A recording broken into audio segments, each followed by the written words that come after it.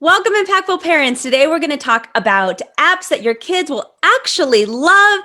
And specifically, I'm looking for some good apps that are math and coding related for your children.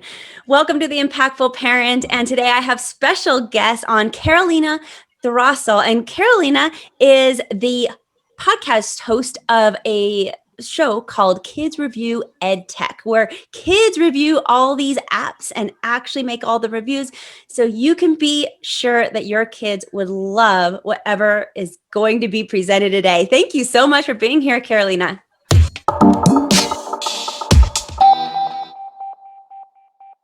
No problem. Thanks for having me. Tell me a little bit about this podcast with the Review Edtech, and then we're going to ask you some questions about what you recommend.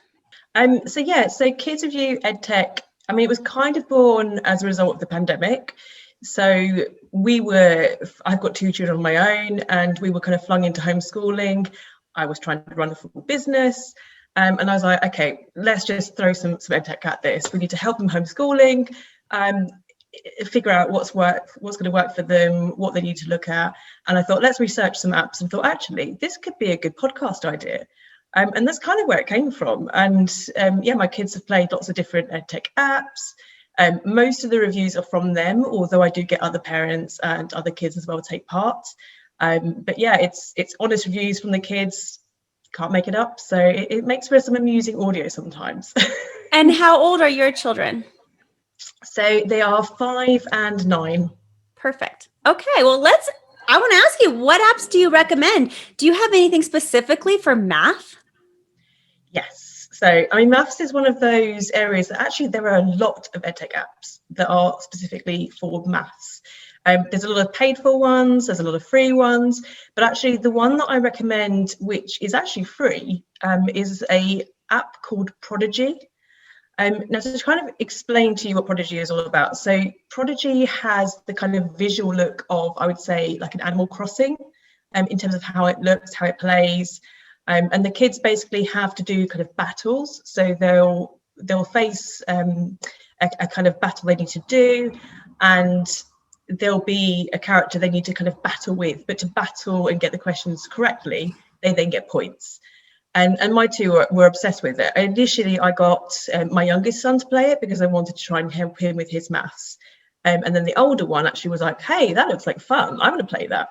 So I got them both set up on it, and they were addicted to it. They would play it constantly. I just need to prompt them. It didn't feel like learning for them. And the best thing is it's free. It's a free app, which is great. There is a paid for version where you get extra credits or some extra points, but for my kids the free one was exactly what they needed, and they're more than happy with it, and it really helped their maths, definitely. Awesome.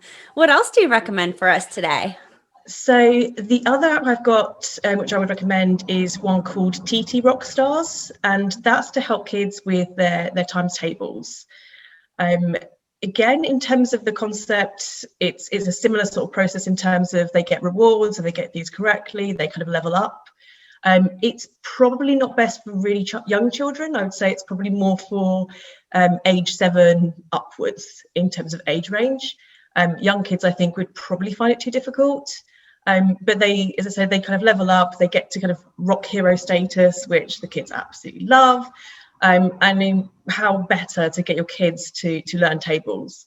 It's a really great app.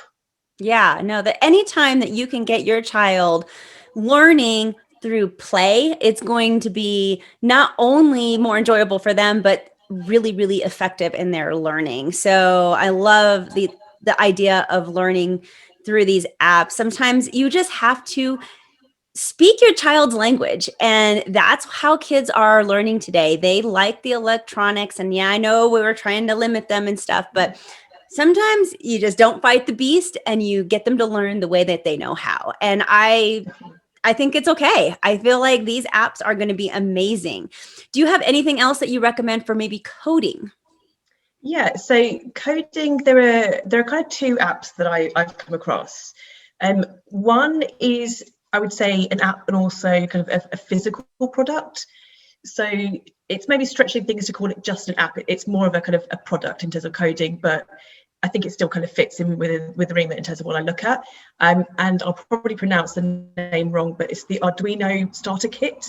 I think it's also sometimes pronounced Arduino, but I'm never sure of the pronunciation of it. But basically, it's a kind of starter kit, and you get various coding components, electronics. So it's actually kind of electronics and coding in this kind of kit, and the children can basically create, from a simple perspective, like a light switch turning on and off, or they can actually upgrade it with other kits that they add on to this kit and turn it into things like a robot or other things. And again, it's quite simple, but there's a lot of kit that you get for your money. So it's quite a nice kind of product to actually use. Awesome. And what's the other one that you have? So the other one that I would recommend is actually for the Switch. So a lot of parents, myself included, the Nintendo Switch is a really good console for kind of more younger generation kids, but maybe sort of slightly older, but you're not quite ready for your Xbox, etc.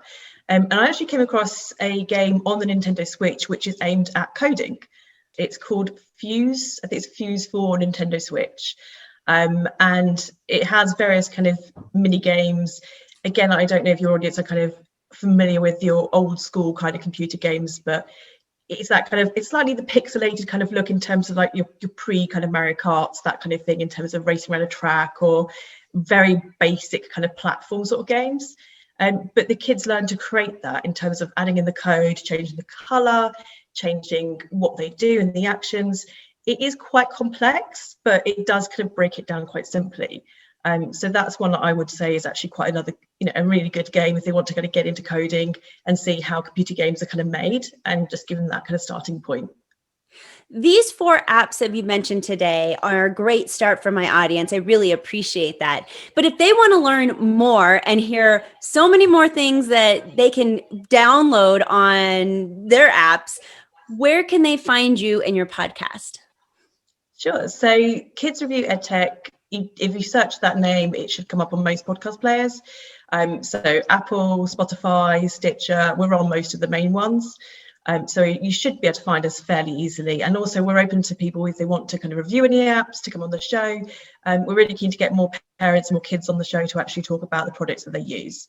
So if anyone is interested in being in the show to talk about an app or review one, we're more than happy to hear from them. But also they're quite short and sweet in terms of the episodes. They're typically about 3, 4, or 5 minutes. I mean, parents haven't got time for a lot of things, so let's be honest, we want information quickly, we want to listen to it, and then we want to be done. I love it. I think it's a great resource for everybody here on The Impactful Parent.